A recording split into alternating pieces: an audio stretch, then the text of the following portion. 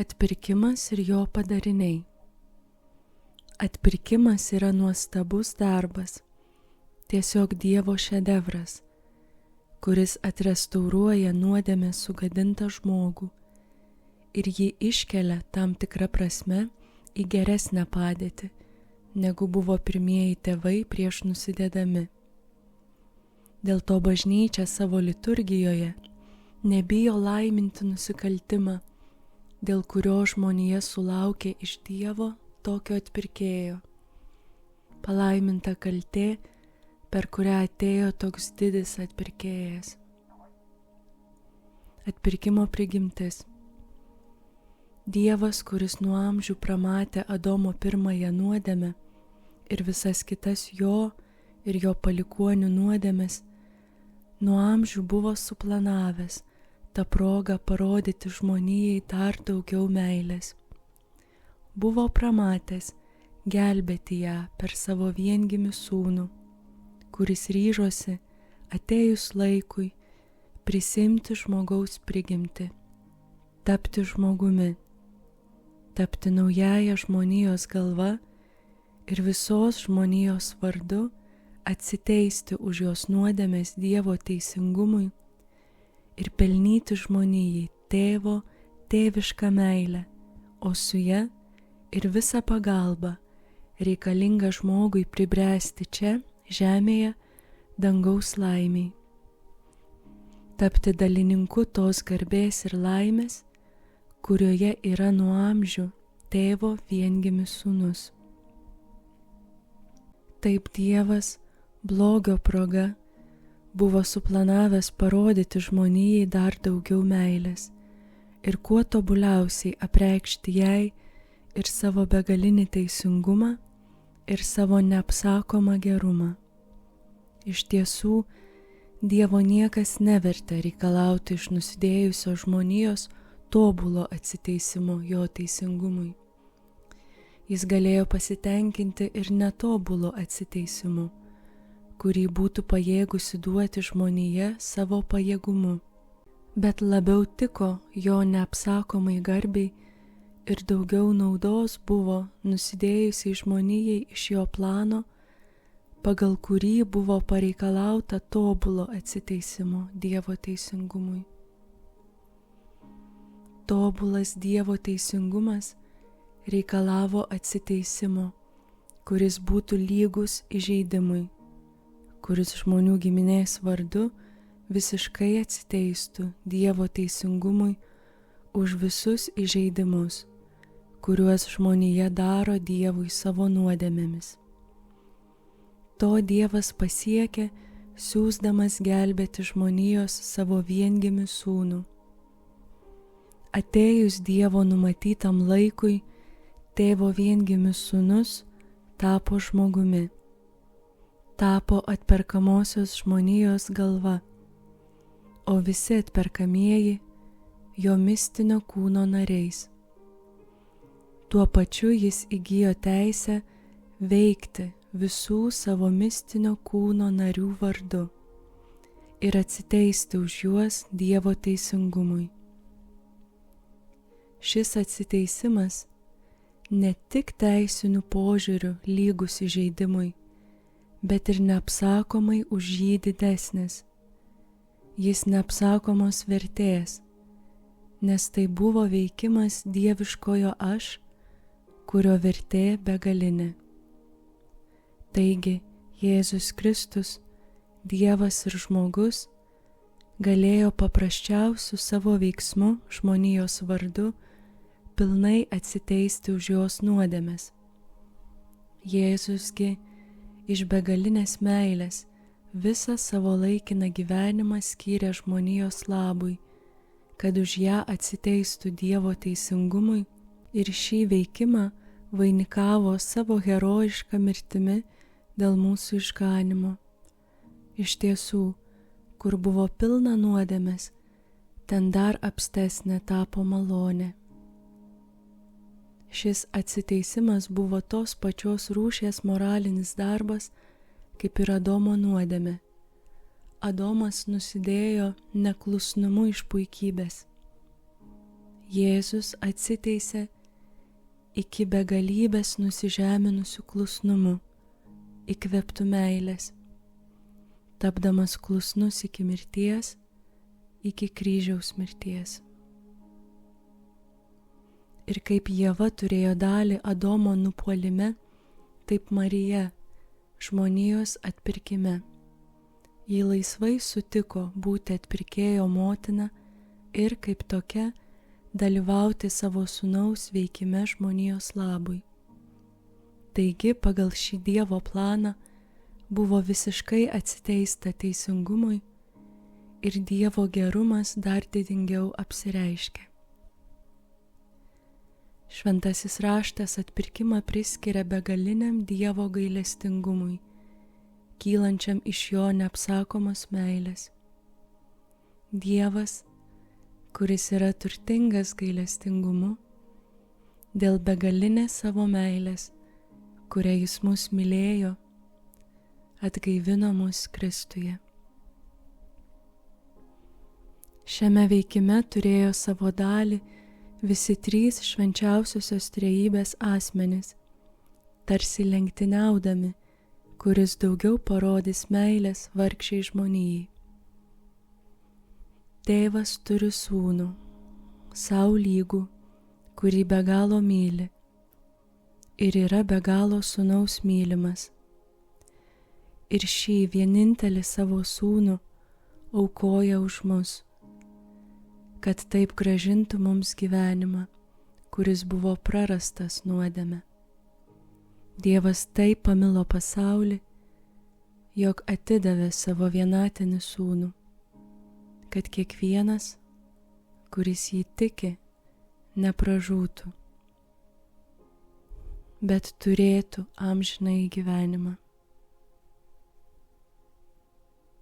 Taip yra kalbėjęs pats Kristus, pati dieviškoji išmintis, įsikūnijusi dėl mūsų išganymo. Argi Dievas Tėvas galėjo dar daugiau ką duoti?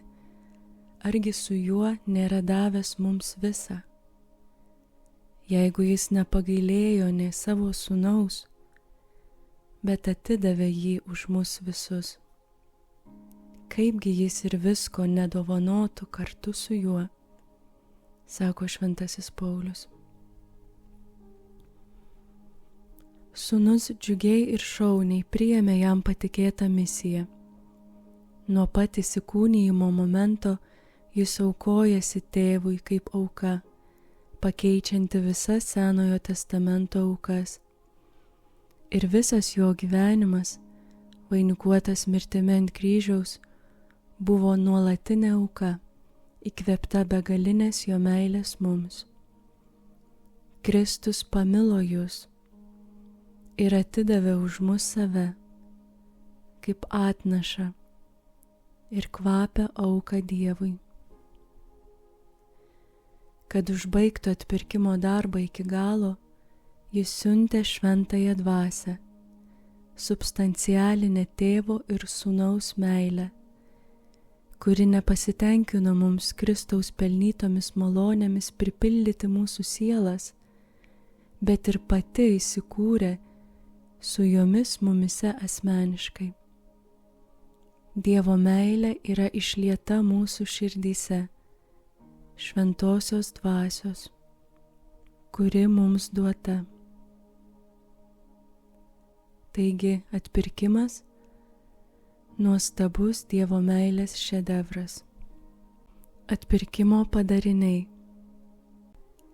Kristus ne tik atsiteisė Dievo teisingumui už žmoniją ir sutaikė ją su Dievu, bet ir pelnė jai visas antgamtines malones, kurias ji buvo praradusi nuodėmėmis. Dėl Kristaus nuopelnų visų pirma vėl teikiamos žmonijai antgamtinės gerybės. Pašvenčiančioji malonė drauge su ją lydinčiomis dorybėmis ir šventosios dvasios dovanomis. Prisitaikant prie žmogaus prigimties, įsteigti sakramentai, kaip regimi ženklai, per kuriuos teikiamos reikalingos malonės svarbiausiems žmogaus gyvenimo reikalams ir kurie apčiuopiamai žmogui liudija apie jų suteikimą. Gausiai, net gausiau negu rojuje, teikiamos veikdinančios malonės, aktualinės. Pagal Šventojo Pauliaus tvirtinimą, kur buvo apstu nuodėmės, ten dar apstesnė tapo malonė. Vidinės darnos dovana, tiesa, ne išsyk gražinama, bet palaipsniui. Kas rūpestingai naudojasi veikdinančiomis malonėmis ir auga dorybėse, tas palaipsniui atkuria savyje vidinį darnumą. Sekdami Kristaus pavyzdį ir Dievo malonės remiami, galime įveikti visus šio gyvenimo vargus, herojiškai pakelti visus kentėjimus, o naudodamiesi Eucharistiją, užtikrinti savo garbingą prisikėlimą ir dalyvavimą Kristaus garbėje bei laimėje per amžius. Tai vis atpirkimo vaisiai mūsų labui. Taigi, argi negalime ir mes su bažnyčia sakyti, palaiminta kaltė, kuri susilaukia tokio didžio ir dosnaus atpirkėjo. Be anksčiau minėtų vidinių gerybių, kurios mus įgalina siekti amžinosios laimės Dieve, Kristus mums padeda ir per išorinius veiksnius, kaip antai savo pavyzdžių, šventųjų pavyzdžiais bei pamokymais, o ypač per savo įsteigtąją bažnyčią, kuriai pavedė mokyti mus savo mokslo, šventai dvasiai ją globojant, savo įsakymais derinti mūsų valią su švenčiausia Dievo valia ir pašvęsti mūsų sielas per sakramentus, sakramentalijas ir atlaidus. Ir ši nuostabi Kristaus išorinė pagalba yra suorganizuota tam, kad mus išplėštų iš nuodėmės vergijos ir įvestų į Dievo vaikų laisvės karalystę.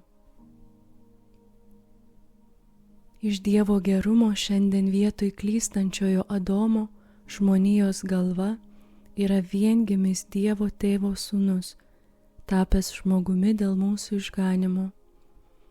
Jis yra idealus tarpininkas tarp žmonių giminės ir Dievo, nes yra ir tikras žmogus, ir tikras Dievas. Jis garbina Tėvą ne vien savo vardu, bet ir visos žmonijos vardu, visos Dievo kūrinijos vardu. Jis Dievo gerybės neapsakomai gausiai dalina visiems, kurie jų trokšta. Jis yra ir tobulas kunigas, kuris dėl savo dieviškojo aš visuomet turi laisvą priėjimą prie Dievo, švenčiausioje trejybėje vieno, žmonijos labui. O Kristus, kaip tikras žmogus, jautriai atjaučia savo brolių reikalus, juos užtaria pas Dievą. Tėvasgi savo vienatiniam sūnui nieko neatsako. Tėve, dėkoju tau, kad mane išklausei. Aš žinojau, kad visuomet mane išklausai. Tačiau tai sakau dėl čia esančiųjų, kad jie įtikėtų, jog tu esi mane siuntęs. Kalbėjo viešpats Jėzus prie Lozoriaus kapo. Tad su juo ir jame mes galime suteikti Dievui tokią garbę, kokios jis yra vertas. Su juo ir per jį galime gauti iš Dievo visas malonės, kurios yra reikalingos mums ir mūsų broliams. Kai mes garbiname Dievą, tai ir Jėzus mumise ir per mus garbina jį. Kai mes prašome pagalbos, tai ir jis mumise ir per mus prašo savo Tėvą mums padėti. Štai dėl ko tik prašome Tėvą jo vardu, mums dosniai duodama. Tad džiūgaukime, kad turime tokį atpirkėją, tokį tarpininką, tokį kunigą ir turėkime neribotą pasitikėjimą juo.